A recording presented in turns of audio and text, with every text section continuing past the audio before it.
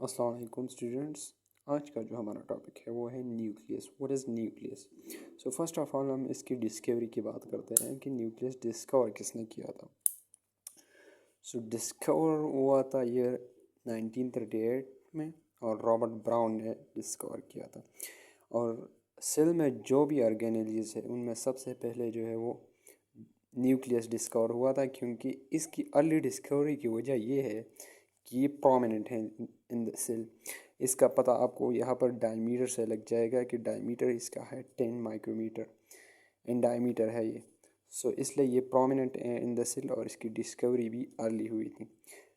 Introduction کی طرف چلتے ہیں تو انٹروڈکشن میں ہم پہلے کہتے ہیں کہ یہ سلائٹلی ڈارکر باڈی ہے اور سیل میں پریزنٹ ہوتی ہے، اور یہ سیل کی سب سے جو امپورٹنٹ آرگینیلی ہے، most important organelle of the cell ہے.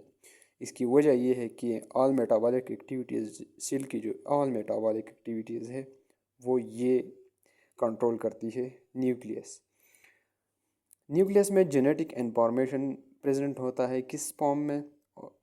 کروموسوم اور ڈی این اے کے فارم میں. نیوکلیس میں ریپیٹ کر رہا ہوں، جینیٹک انفارمیشن پریزنٹ ہوتا ہے کروموسوم اور ڈی این اے کے فارم میں. ڈائی میٹر ہم نے پہلے ذکر کر چکے ہیں کہ ڈائی میٹر اس کا ہے 10 مائکرو میٹر ان ڈائی میٹر ہے. پھر ہم ممبرین کی طرف چلتے ہیں تو یہ ڈبل ممبرین سے بنا ہوا ہے نیوکلیس، اور اس کے ڈبل ممبرین کو ہم دوسرا نام انویلپ دیتے ہیں. انویلپ کو ہم نیوکلیئر انویلپ جو ہے اس سے بھی ظاہر کرتے ہیں، اور نیوکلیئر ممبرین بھی ہمیں اسے کہتے ہیں، اس کی ڈبل ممبرین کو.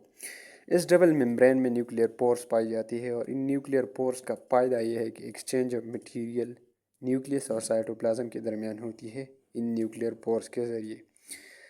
پھر نیوکلیس کی جو نیوکلیو پلازم ہے اس میں نیوکلیولس پریزنٹ ہوتا ہے. نیوکلیولس جو ہے بھی ڈارکلی سٹینڈ باڈی ہے. سٹینڈ باڈی کا مطلب یہ ہے کہ جب ہم اسٹینڈنگ ٹیکنیک کرتے ہیں، اسٹینڈنگ ٹیکنیک آپ نے پڑھا ہوگا، اسٹینڈنگ ٹیکنیک سے یہ ہمیں ڈارک سٹینڈ دیتا ہے، اور یہ ڈارک نظر آتا ہے مائکروسکوپ میں، یہ جو نیوکلیولس ہے. اوکے، اور اس میں ممبرین نہیں ہوتا. اس کی خاص بات یہ ہے کہ نیوکلیولس میں ممبرین نہیں ہوتا، اور یہ فریلی ڈسپرسڈ ہوتا ہے نیوکلیو پلازم میں. نیوکلیولس کی تعداد ایک بھی ہو سکتی ہے، ایک سے زیادہ بھی ہو سکتی ہے سنگل سیل میں. ایک سیل میں ایک نیوکلیولس بھی ہو سکتا ہے، دو بھی ہو سکتے ہیں، تین بھی ہو سکتے ہیں. اوکے، پھر ہم آتے ہیں نیوکلیو پلازم کی طرف. نیوکلیو پلازم جو ہے یہ ایک میٹرکس کا کام کرتا ہے. یہ ایک میٹرکس ہے جس میں کرومیٹین وہ پریزنٹ ہوتا ہے، اور سٹوریج پلیس ہوتا ہے کس چیز کے لیے؟ یہاں پر انزائم سٹور ہوتا ہے، را میٹیریل سٹور ہوتا ہے. کس چیز کا raw material? Raw material DNA این اے ریپلیکیشن کے لیے جو بھی را میٹیریل کی ضرورت ہوتی ہے وہ نیوکلیو پلازم میں سٹور ہوتا ہے.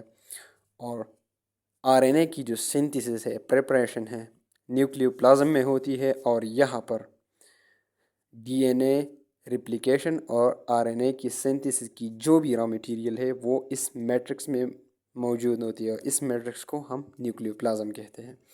اس طرح نیوکلیس میں کروموسوم بھی پریزنٹ ہوتا ہے. کروموسوم ایک الگ ٹاپک ہے جس پر ہم الگ لیکچر بنائیں گے. امید ہے کہ آپ کو یہ لیکچر سمجھ میں آ گیا ہوگا. نیکسٹ لیکچر تک اجازت دیجیے. اللہ حافظ.